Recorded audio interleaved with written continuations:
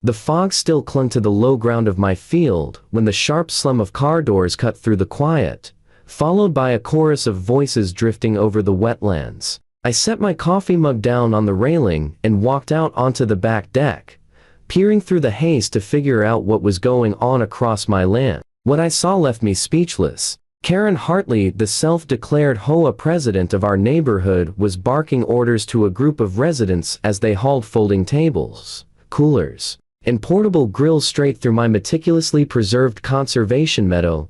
Put the main buffet table right over there by the pond, she directed in that piercing voice of hers that could shatter crystal. And keep the grills a good distance from those hideous weeds. I don't want any smoke getting into the potato salad. Those hideous weeds she gestured toward were actually rare purple coneflowers I had spent 3 years cultivating. As part of a habitat restoration effort, I stood there in stunned silence as more vehicles arrived, parking along the access road that was plainly marked with private property and no trespassing signs.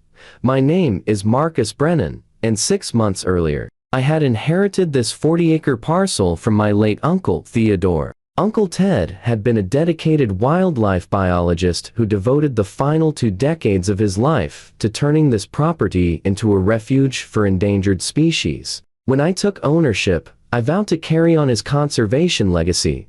The land sits adjacent to the Maple Ridge Estate subdivision, where I also own a modest house, which is unfortunately how I first became familiar with Karen and her iron-fisted HOA regime. This isn't ordinary acreage. It provides vital habitat for several endangered bird species, including the rare golden-cheeked warbler, which nests only in the mature juniper stands found here. The U.S. Fish and Wildlife Service has designated the entire area as critical habitat, complete with strict federal protections and severe penalties for any disturbance. Over the past 6 months, HOA worked hand-in-hand with wildlife agencies to preserve the fragile ecosystem, setting up motion-activated cameras to track animal activity and carefully tending the native vegetation. Karen, however, appeared to operate under the delusion that any undeveloped green space within a mile of her subdivision was automatically available for neighborhood events.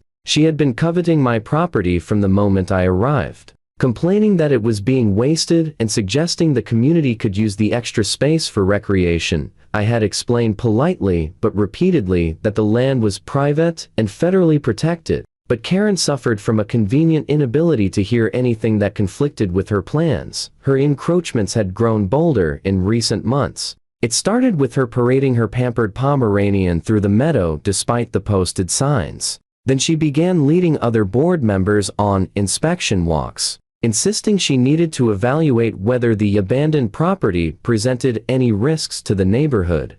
Each time, I asked her to leave and reminded her of the boundaries. Each time, she dismissed me with a flick of her hand and some vague remark about community entitlement. I recorded every violation, snapping photographs and maintaining detailed records. My attorney, Janet Morrison, had recommended building a strong documentary trail in case matters worsened. Watching the chaos now erupting across my conservation meadow, I was thankful for her advice. This had gone far beyond simple trespassing. It was an outright occupation, with Karen treating my protected wildlife sanctuary like her private event space. As more neighbors showed up carrying lawn chairs and Bluetooth speakers, I took out my phone and began filming. One of Karen's followers was erecting a volleyball net directly in a section where we had recently reseeded native grasses. Another cluster was laying out picnic blankets beside the pond, a crucial watering site for countless species. Worst of all were the children running around with butterfly nets, chasing birds while their parents encouraged them as if this were some wholesome outdoor playground. "Excuse me," I shouted, striding down toward the growing crowd. "This is private property. Everyone needs to pack up and leave right now." Karen spun around to face me, her immaculate blonde bob remaining perfectly in place despite the breeze. She wore her standard outfit, crisp khaki capris, a coral polo emblazoned with the HOA emblem, and her usual look of chronic displeasure. "Oh, Marcus," she said with a condescending grin, "don't be such a spoilsport. The HOA's annual spring picnic is a cherished tradition. We've merely relocated it this year to provide our members with more room to appreciate nature. She actually made air quotes around nature, as though the idea offended her. Besides, this field is sat unused for years. It's high time somebody made proper use of it. The land isn't unused, I replied, forcing my voice to stay calm even as fury built inside me. It's a federally protected wildlife habitat. You're standing in a designated conservation zone right now. Endangered species are nesting here. Karen rolled her eyes dramatically. Oh, please. I haven't seen a thing except tall grass and dirty water. You can't possibly expect us to buy that this overgrown mess is some vital nature reserve. That's when Bill Donovan, one of her devoted board allies, piped up. Yeah, and even if it is, the neighborhood's needs ought to take priority. We pay premium prices to live here, we deserve decent facilities. I recognized Bill as the same man who had fined me last month for unauthorized wildlife after a rabbit family dug a burrow near my fence line. Community needs don't supersede federal law, stated flatly. You're trespassing on private land and disrupting protected habitat. I'm asking you once more to leave before I contact the authorities. Karen's phony smile twisted into her more familiar mask of righteous indignation. You wouldn't dare destroy our picnic. Do you have any clue how much effort went into organizing this? We have 150 members coming. The caterers are due any moment. Caterers? I echoed, incredulous. You actually hired caterers for an unauthorized picnic on my property? She flicked her hand as if swatting away a fly. Don't be so theatrical, Marcus. We're only borrowing a bit of empty land for a couple of hours. No real damage done. Actually, you ought to thank us for sprucing the place up. Our being here might even frighten off some of those rats and birds you're so fixated on. That's when I spotted something that turned my stomach to ice. One of the teenagers had started scaling a tall juniper, the exact kind of tree where the golden-cheeked warblers constructed their nests. Get down from there immediately, I yelled, but the boy only grinned and climbed higher, his buddies cheering him on from below.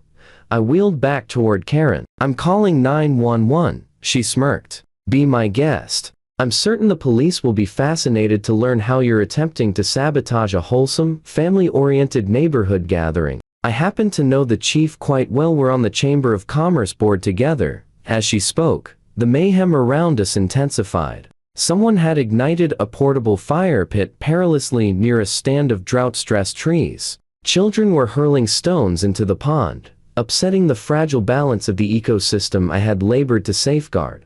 I moved a few steps away and dialed 911, calmly describing the trespass and destruction to the dispatcher. Then I phoned Amanda Chen, my primary contact at the U.S. Fish and Wildlife Service. She picked up on the second ring. Marcus? What's going on? Her tone sharpened instantly. She knew I wouldn't disturb her on a Saturday morning without good reason. We've got a major problem, I said, eyeing a man who had just emptied a cooler full of ice straight into the pond. The HOA has decided to host their picnic on the protected property. There are well over 100 people here, and they're inflicting serious harm to the habitat. Amanda muttered a curse. Are they interfering with the nesting sites? I glanced toward the juniper stand. Yes, one teenager is climbing a nest tree as we speak. They've started fires, they're trampling the restored sections, and children are pursuing birds with nets. A brief silence followed. Then Amanda's voice hardened into professional steel. Record absolutely everything. Video, photographs, and names, if possible. We're assembling a response team right now. This constitutes a federal offense, and we treat it seriously. I ended the call, switched my phone to video, and began methodically capturing the wreckage. The teenager had made it to the upper branches of the juniper and was vigorously shaking them, while his friends howled with laughter below. A woman was plucking the rare wildflowers to fashion a centerpiece for the buffet table. Children were jabbing sticks into the brush, likely tormenting some innocent snake or lizard desperate to flee the uproar. But the undisputed centerpiece of my footage was Karen. She paraded about like royalty, orchestrating table arrangements, striking poses for pictures. and proclaiming at top volume how the HOA was injecting vitality into this dismal, neglected expanse. At one point, she even delivered an impromptu address on the virtues of community engagement and proactive leadership. Utterly blind to the staggering hypocrisy, the local police arrived first to patrol cars easing onto the access road. I greeted them at the boundary and laid out the facts, presenting my deed and the federal habitat designation documents I now kept handy in my truck.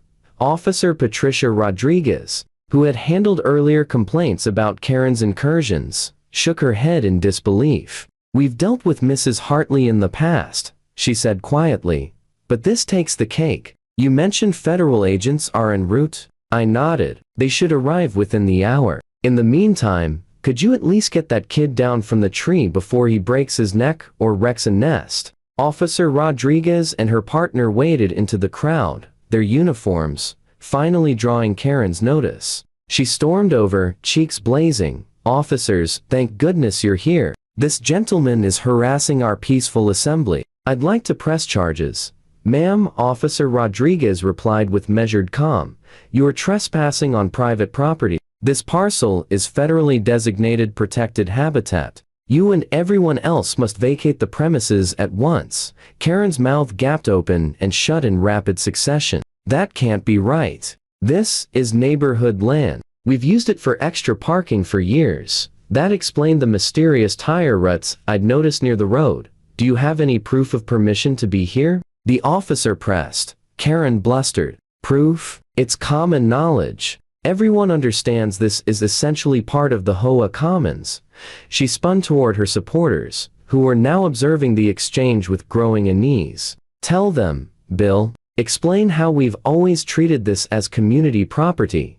Bill, evidently wiser than his earlier bravado suggested, edged backward. "Well, we kind of assumed it, but I suppose we never officially confirmed ownership." His hesitation rippled through the group like a shark sighting. Suddenly, many HOA members discovered an urgent need to fold chairs and gather coolers. Then the true reinforcements appeared. 3 black SUVs bearing government plates rolled in, and Amanda Chen emerged with her team of federal wildlife agents. They wore tactical vests emblazoned with U.S. Fish and Wildlife Service across the back, their faces set in grim determination. Amanda scanned the field with the seasoned gaze of someone who had witnessed far too many ecological crimes, her expression darkening as she took in the smoldering fire pit and the children still pestering wildlife. "I am Special Agent Chen with the U.S. Fish and Wildlife Service," she declared, her voice projecting effortlessly across the meadow. "This area is federally protected critical habitat under the Endangered Species Act. Every person present is presently violating federal law.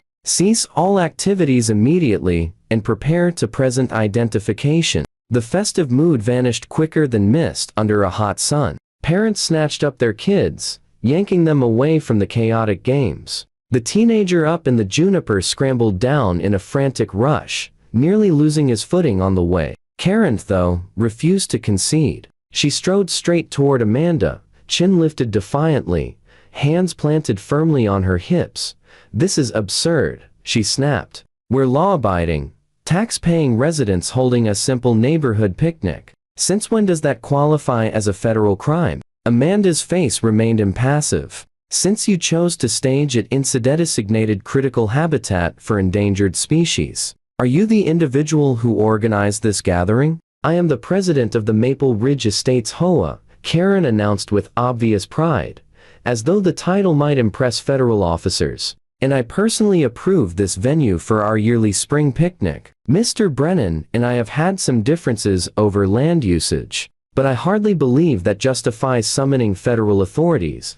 Amanda retrieved a tablet and started entering information. "So you're confirming that you planned and authorized this event on protected federal land without obtaining permission?" For the first time, a shadow of doubt crossed Karen's features. "Well, we assumed the property was vacant and available." Her words faltered as she caught sight of an agent capturing images of the ravaged wildflower patches. Another was meticulously recording the dangerous closeness of the fire pit to the safeguarded trees. A third agent trained a high-resolution camera on the juniper the boy had scaled, "Ma'am," Amanda continued in an icy professional tone, "I require your identification. You are being issued citations for numerous violations of the Endangered Species Act, among them unauthorized access to critical habitat, harassment of protected wildlife, and destruction of endangered flora." Karen's complexion drained from flushed crimson to ghostly pale in seconds.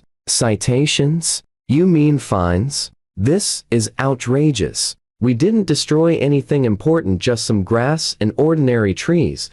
Then one of the agents shouted from the juniper stand, "Agent Chen, we've located a demolished nest, consistent with golden-cheeked warbler materials. Recent disturbance." Amanda's eyes narrowed further. Recorded in detail photographs from all sides. She faced Karen again. "The intentional or reckless destruction of an endangered species nest constitutes a grave federal felony. Penalties may reach $50,000 in fines and up to 1 year of imprisonment per incident." What remained of the crowd dispersed like a flock of spooked pigeons. Tables stood forsaken, coolers abandoned, as families bolted for their vehicles. Only Karen's inner circle of bored loyalists lingered, clustered nervously together. Bill Donovan appeared on the verge of collapse. Margaret Peterson, the HOA secretary, hammered away at her phone screen, no doubt hunting for legal counsel. I kept filming while Amanda's team systematically cataloged every infraction. They collected soil samples where cooler contents had spilled chemicals. They photographed each flattened plant, each disrupted nesting location, each scrap of garbage. The mounting evidence became overwhelming. Karen attempted interruptions, repeatedly veering between threats of countersuits and forced friendliness, but the agents paid her no mind. Eventually, Amanda walked over to me, tablet in hand. "Mr. Brennan, I'll need a complete formal statement regarding today's incident, plus any prior trespassing occurrences, over the next 20 minutes. I recounted Karen's progressive boundary violations, the initial dog walks, the so-called inspection visits, culminating in this massive takeover. Amanda listened intently, interjecting only for clarification or more specifics.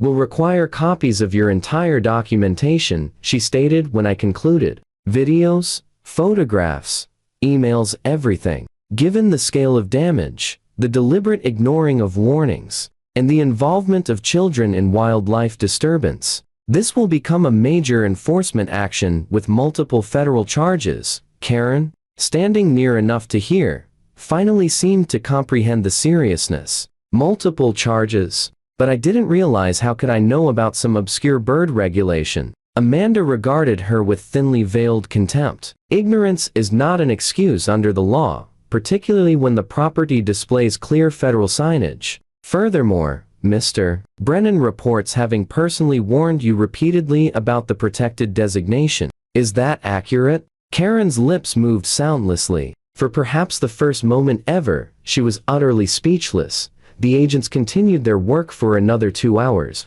logging destruction and collecting statements from all participants. Parents grew visibly panicked upon learning they could face liability for their children's actions. The teenager who had climbed the tree wept openly as his mother and father absorbed the possibility of federal charges against their son for nest destruction. By the time the sun climbed high overhead, the full scope of devastation emerged. The restoration zones I had nurtured for months lay ruined and compacted. The pond's sensitive balance suffered from litter and contaminants. 3 verified nest locations were either disturbed or obliterated. Years of dedicated conservation warders in one morning, by unchecked arrogance. Amanda convened her team for a closing evaluation. The tally of offenses was extensive: unlawful entry into critical habitat, harassment of endangered animals, destruction of protected plants, damage to active nesting sites, and introduction of pollutants into safeguarded waters. And since Karen had orchestrated and advertised the event, she faced supplementary counts of conspiracy and inducement of others to break federal statutes. "Mrs. Hartley," Amanda declared officially, "you are hereby served with multiple citations pursuant to the Endangered Species Act. A federal court summons will follow within 30 days. Considering the documented damage and your central organizing role, You are potentially liable for fines surpassing $200,000 and imprisonment of up to 1 year per destroyed nest. Karen's knees gave way. Bill and another board member lunged to steady her before she collapsed. $200,000, she murmured in shock. Federal prison. But it was only a picnic.